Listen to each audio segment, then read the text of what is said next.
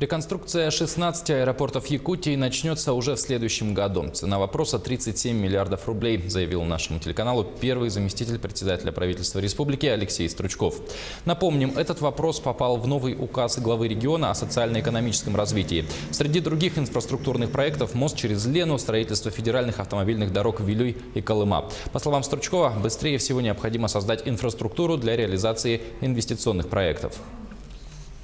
Не секрет, что все наши новые месторождения, они в основе своей расположены в неосвоенных территориях, там, где отсутствует и энергетическая, и транспортная инфраструктура. И для запуска этих проектов и привлечения инвесторов государству крайне важно создавать опережающее развитие инфраструктуры. Вот буквально на прошлой неделе введенное Верхнемунское месторождение, оно также получило поддержку из федерального бюджета на формирование инфраструктуры, это более 9 миллиардов рублей.